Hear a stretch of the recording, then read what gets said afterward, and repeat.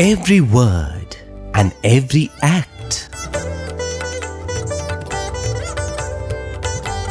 His assurance and His love. Why fear when I am here? He said.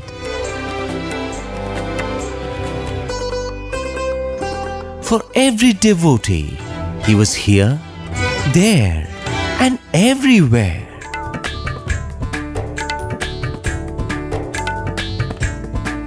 Painfully guiding every step like a dance teacher.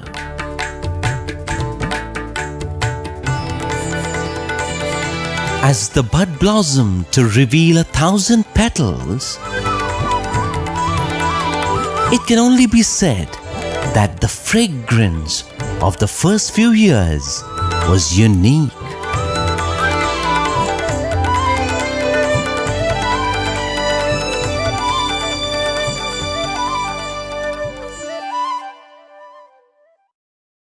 Most often one strange thing which Swami used to do is, Swami would give a fruit or a remedy which was otherwise dangerous for that particular malady they were suffering from, so that you don't have any doubt that it is the grace which is curing. It is not the object which is given. But this is our human mind. No, I remember once I was talking to a friend of mine. He had a deep cut in his finger, and very religiously he put some vibhuti on it, and then he went to the kitchen, took some turmeric and put on it. So I asked him, it's either that you don't have faith in the turmeric or you don't have faith in the vibhuti. We are not sure. Like when Swami would say, I cure you, I bless you, I grace you, probably our minds are not satisfied with that. We want an object of faith. We want an object to fall back upon. And that's what Swami would do. But if today, after seeing so much, after having observed Swami for so many years, if we have these doubts, I think we can empathize with these people who had doubts with Swami's actions. Because at one point, all the villagers gathered around, all the elders, they came to Karnam Subbamma. We have spoken about her. She was almost like Mother Yashoda to Swami. And they said, what is this happening? No, who is this Satyam? What is he saying, Sai Baba? Is he really divine? How can we believe something like this? This is so atrocious. Subbamma has had her faith firmly established, as Swami used to say many times. But she decided to take this case of these elders of the village to Swami. So led by Subbamma, a small entourage goes to Swami. And they say, Swami, you have to prove your divinity to us. And Swami is sitting there in one room, and Swami looks at all these people. Children, why have you all come? And Subbamma very humbly submits to Swami that, Swami, we all seek some kind of a sign or a proof of your divinity. It's late in the evening, so Swami is having a lantern in his hand. So Swami takes few of those people into another room. Swami closes the door, and then at that very moment, the lantern goes off. And from somewhere, a very strange luminescence comes. The whole room is lit up.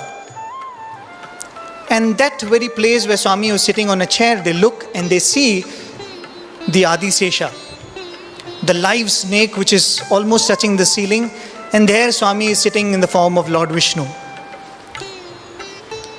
And this is of course a bed which is in the shape of Adisesha. But what they saw was a live snake. It had opened its hood and it was hissing furiously.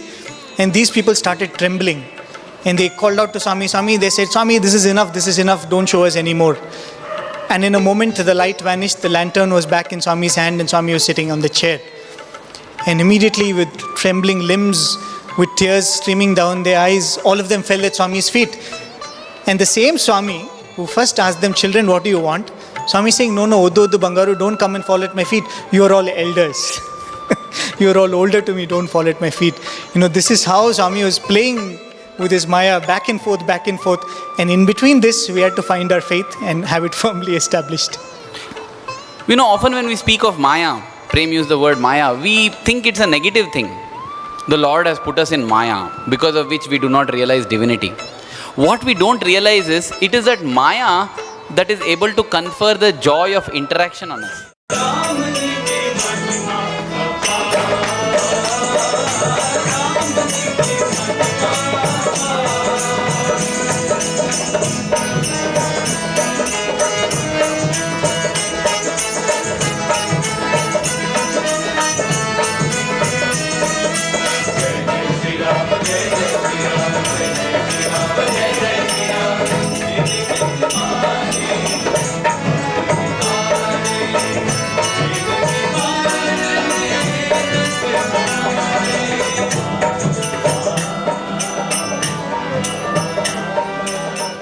Just imagine if there was no Maya, we would not have the bliss of darshan, sparshan, sambhashan.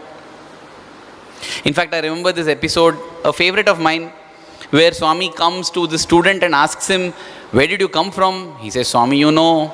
What is your name? Swami, you know. What are you studying? Swami, you know. Swami says, you fool, I know everything. But yesterday you prayed, Swami, please speak to me. So I am speaking to you, now answer. Swami does not speak to us to seek information from us, to give us that joy of interaction. Swami has to wear the cloak of ignorance or Maya, that we can get the joy of informing him. Swami, not only I have come, my parents have also come, my wife has also come, my sister has come. And we get a chance to talk. Imagine if that Maya is not there, we just can't speak. We'll be dumbstruck. To live in that awareness of divinity, we have to be prepared. A small bulb can't receive a voltage, 420 volt or 1000 volts, it will burst. The bulb has to be prepared, and then only can it receive that current. This veil of Maya is very, very important, so that we are able to learn and grow. And once in a while the Lord parts this Maya to show what He really is.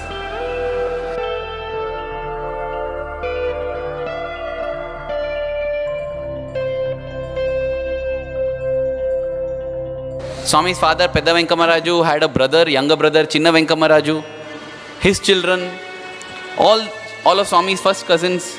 In fact, this Krishnamaraju, who was fondly known as Kishtappa, he was one of Swami's cousins, and these cousins were blessed to see so many of these miracles.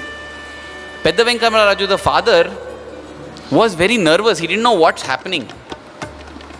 He would lock him in a room and let him be there so that he can't go around and do all this mischief, whatever this is. But all of Swami's cousins would come, because they are very enamored. They would come to Swami to the window, and Swami began to materialize Vibhuti and give them through the window. And they would be so thrilled. They would go and tell their father, Chinna Venkamaraju, you know what, Swami gave this. And he would say, no, there's one lamp inside, from that ash he's taking and giving you. Often the children are the first ones to believe because of their innocent hearts. They said, no way. We saw him, it came out of his hand. So Chinna Venkamaraju became very curious. He went and opened the door and went in and asked, are you really doing all these? And there, Swami gave him a darshan as Shirdi Baba. And he was stunned. He came out and went to his brother, Swami's father, and he said, hey, really, I'm telling you, it is true. I saw him, he's Shirdi Baba. So he definitely opened the lock and let his son go free, but he was very scared. So Swami himself said, I shall not stay at this home anymore, don't worry. No bad luck or bad fame or bad name or complaints will come to this home. He began to stay at his father's shop. This is that little shop that his father owned. Now among Swami's foremost devotees, as we have mentioned, one was Karnam Subbamma. So Karnam Subbamma invited Swami home. The Karnam had two wives, Subbamma and Kamalamma. Subbamma had not given him any progeny, so he had married for a second time. Kamalamma too was not able to give him any progeny. But both Karnam Kamalamma and Karnam Subbamma, the two wives of Karnam Lakshmi Narayan Rao, they were great devotees of Swami, and they invited Swami home. And thus, Swami began to stay in a small room in Karnam Subbamma's palatial house.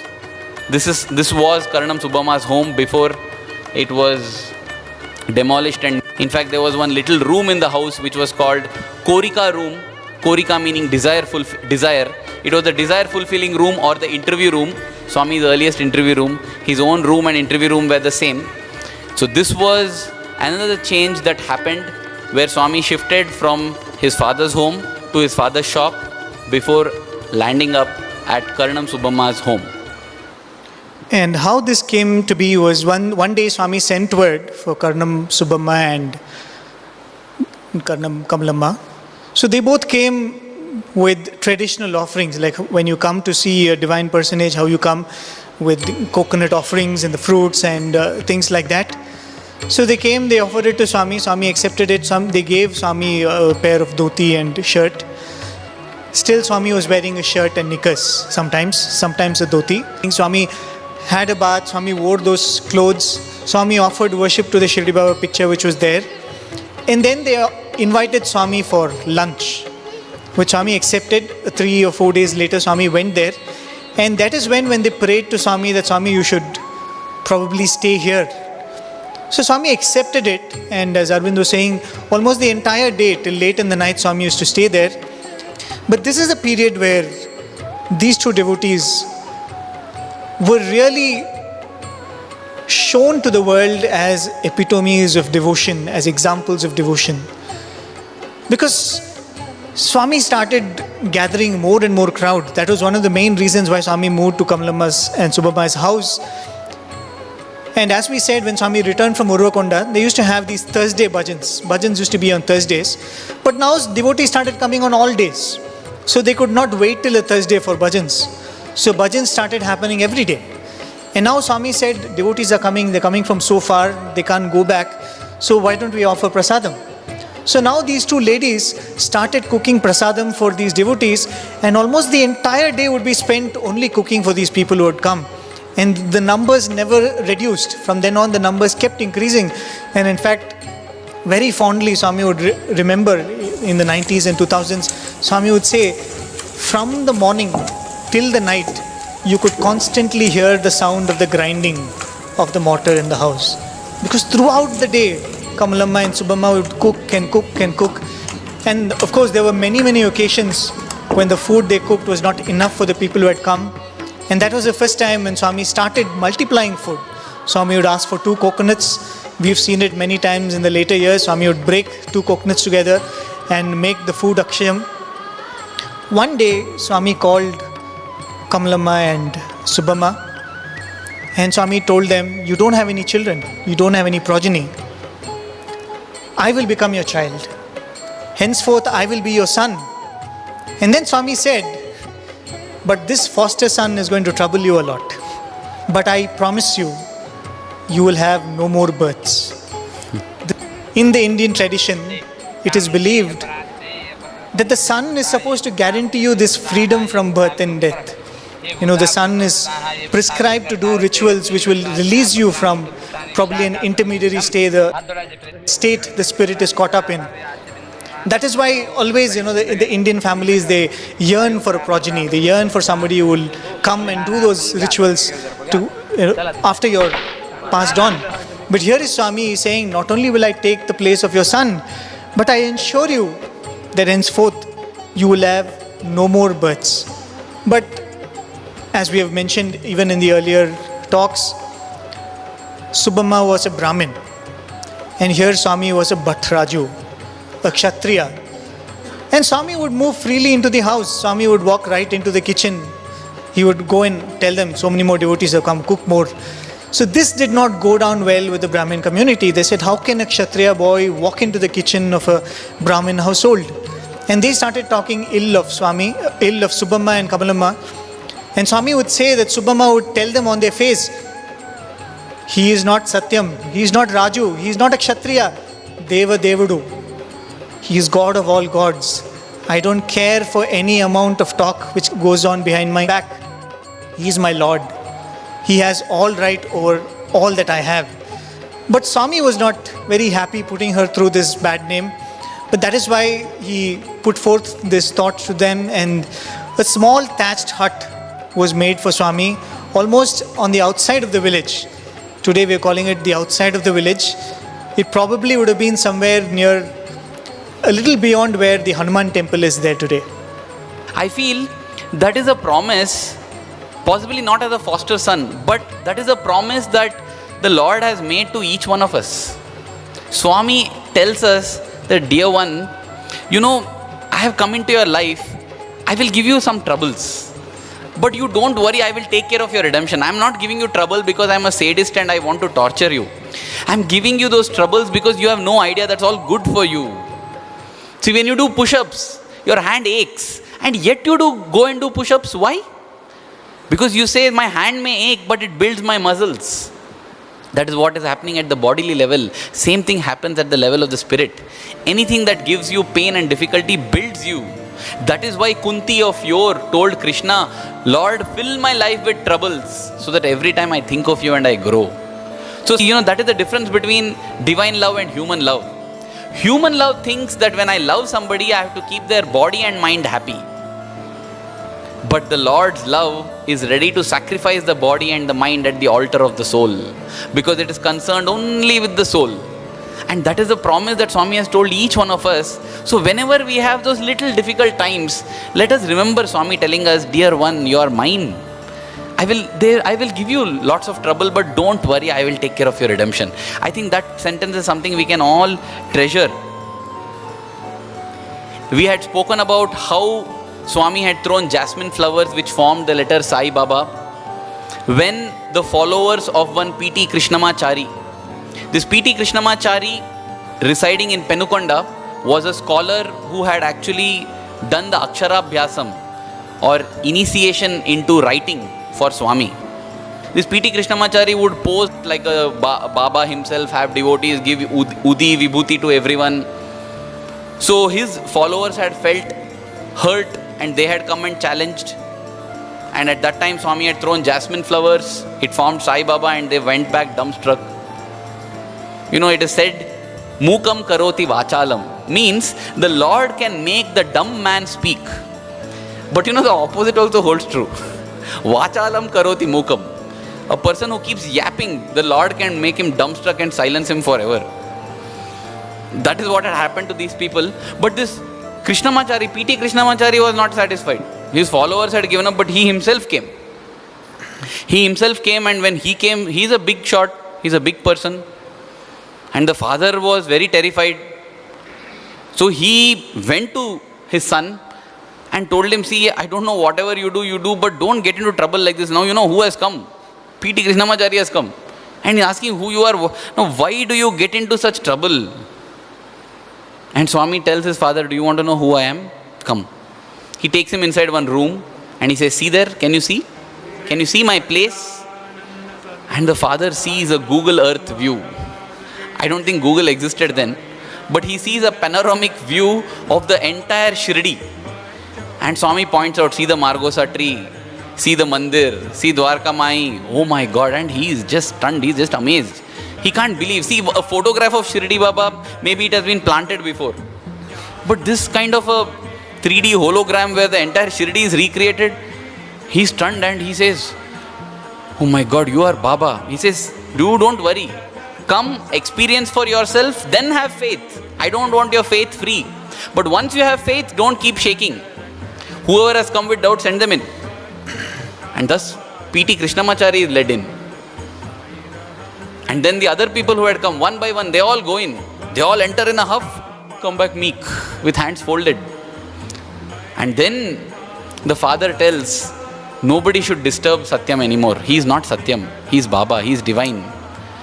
In fact, though she did not have a doubt, later on even Ishwaramma got a chance to experience this when she heard footsteps of a large person, a large built person, and she saw a kafni.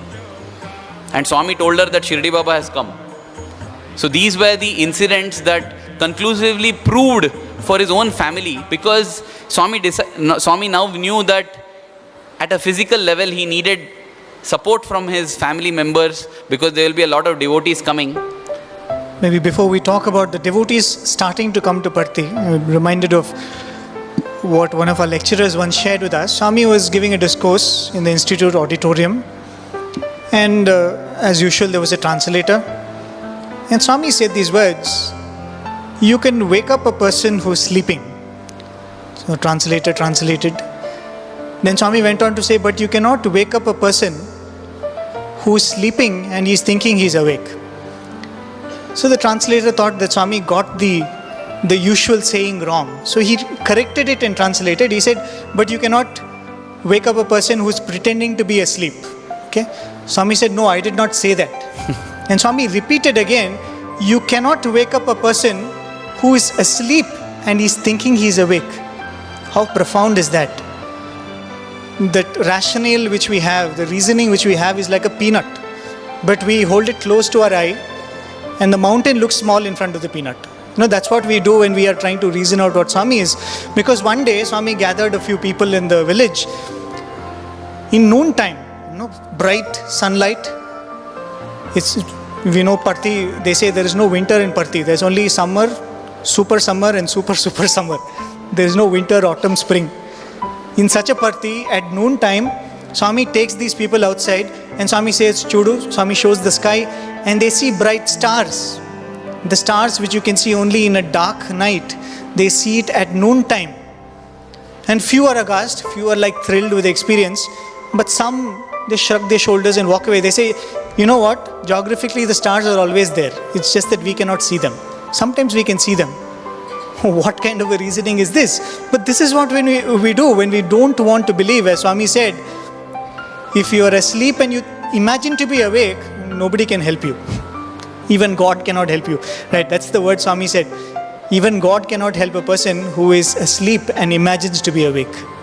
Of course, compared to a hill station, Puttaparthi is still hot. But it has changed so much. This shows that consciousness in everything responds. When Swami was born, the hill on which we have Kalpavruksha today was barren. Kalpavruksha was the only tree there. Today you stand down, you can't see Kalpavruksha. It is so green. In fact, you can go to Google Earth and see an aerial view of Puttaparthi. It is so green. Why I mentioned about this Puttaparthi changing is because the miracles which happen quickly, like seeing stars in the daytime, we recognize and we admire them as miracles. But we forget the miracles which take 10 years to happen, which take 20 years to happen. When a person who is dying is resurrected, we consider it a miracle. Every day we are alive, we miss to see the miracle. On the day when we have floods and homes are destroyed and our home is standing, we say it's a miracle of the Lord, my home is standing. Daily, dear brothers and sisters, our home is standing, but do we express gratitude to the Lord? Things that happen over a larger span of time, we don't think it's a miracle. But those are the kind of miracles that are happening in Puttaparthi. Possibly one more example I'll give. Swami, there was this group that had come from Kamalapuram, one of the towns where Swami had studied. They also heard. That boy who had studied here, apparently he's God, it seems. Come, let's go, we'll see. They had a very interesting experience where Swami was lying down and when they came, he told, come. And he made them put their ears on his chest. What a beautiful opportunity it is. I think that was a symbolic way of Swami saying that you're all very close to my heart. And the magical thing was, when they put their ear, they couldn't hear the heartbeat of the Lord. Because the heartbeat of the Lord is the heartbeat of the universe. But what they heard were the beautiful notes of the flute that Krishna played. And even as they heard those notes, in their mind's eye, immediately, what came without any effort, was the vision of the banks of Yamuna, where Krishna did his Rasa Leela.